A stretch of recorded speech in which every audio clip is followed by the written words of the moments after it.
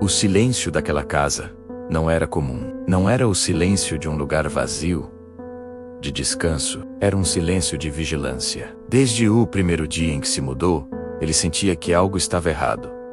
Não era medo. Ainda não. Era apenas a sensação constante de estar sempre um segundo atrasado para tudo. Como se algo ou alguém estivesse ali, no cômodo onde ele ia entrar, e saísse um instante antes dele chegar. Na primeira noite, ele acordou com a impressão clara e sufocante de que alguém o observava dormir. Abriu os olhos num susto, o coração batendo rápido no peito. Nada. O quarto estava vazio, escuro, mas o ar estava pesado, denso, como se tivesse sido respirado por outra pessoa segundos antes. Ele tentou ignorar, racionalizar. Chamou de adaptação à casa nova. Chamou de cansaço da mudança. Ele tentou se convencer de que era tudo coisa da sua cabeça. Até o dia em que a casa respondeu. Pequenos detalhes começaram a mudar, quase imperceptíveis. Um livro que ele tinha certeza de ter deixado na mesa de centro aparecia na estante. A porta do quarto, que ele sempre fechava antes de dormir, estava entreaberta pela manhã.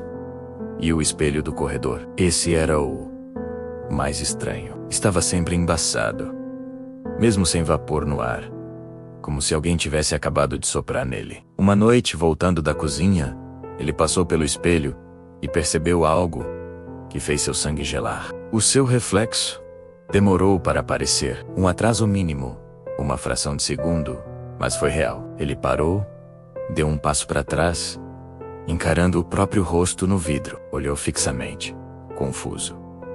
E então, o reflexo sorriu. Um sorriso largo, que não tocava os olhos. Ele não estava sorrindo. Foi nesse exato momento que a estranheza virou medo. Na madrugada seguinte, ele ouviu passos, lentos, deliberados, vindos do andar de baixo. Ele prendeu a respiração na cama, escutando.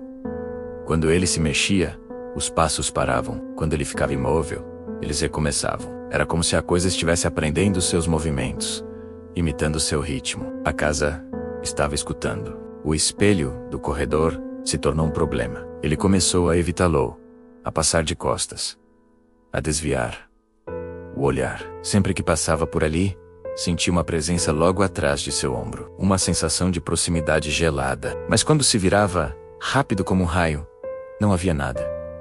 O corredor estava vazio. Até que, certa noite, a curiosidade misturada ao pânico o venceu. Ele parou em frente ao espelho e se forçou a olhar. Mas o que viu não foi o reflexo do quarto atrás dele. O espelho refletia outro lugar. Um cômodo mais escuro, mais antigo, com paredes descascadas e um ar de abandono.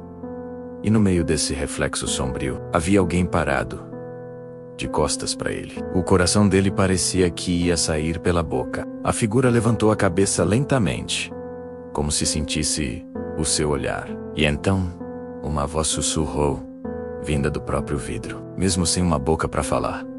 Eu sei quem você é. Ele caiu para trás, assustado, e o espelho voltou ao normal, refletindo o corredor como se nada tivesse acontecido. No dia seguinte, ele tentou ir embora. Juntou algumas coisas numa mochila, desesperado para sair dali. Mas a porta da frente não abria. Estava trancada por dentro e a chave não girava. O celular não tinha sinal. O relógio na parede estava parado. A casa o havia aprisionado. E então, ele ouviu seu nome. Não foi um grito. Foi um chamado calmo, quase íntimo. Como alguém chamando um velho amigo, alguém que já conhece há muito tempo.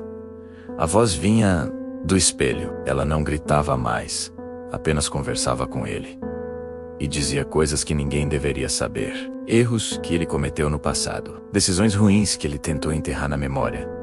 Falava sobre alguém que ele abandonou. Exatamente naquele lugar. Naquela mesma casa. Anos atrás, ele finalmente entendeu. A casa não era nova para ele. Era antiga. E ela não estava vazia. A presença que o assombrava não era um fantasma qualquer. Era a materialização da culpa que ele deixou para trás quando foi embora daquela cidade, daquela vida, fingindo que nada de ruim tinha acontecido. O espelho não mostrava um monstro. Mostrava a consequência de seus atos. Você me deixou aqui. A voz sussurrou, agora com um tom de acusação fria. Agora é a sua vez de ficar. Num último ato de desespero, ele correu e tentou quebrar o espelho. Bateu com uma cadeira como os punhos, mas o vidro não quebrou, não rachou. Foi quando ele percebeu a verdade terrível. O espelho não estava pendurado na parede. A parede estava dentro do espelho. O mundo real era o que estava do outro lado. A casa começou a escurecer rapidamente. As luzes se apagaram e as janelas se tornaram negras. O ar ficou rarefeito, difícil de respirar. A última coisa que ele viu antes de tudo sumir foi o seu reflexo. O reflexo finalmente se moveu sozinho, dando um passo para fora do espelho e ocupando o lugar dele no corredor, agora silencioso. Na manhã seguinte, a casa estava estranhamente vazia e silenciosa.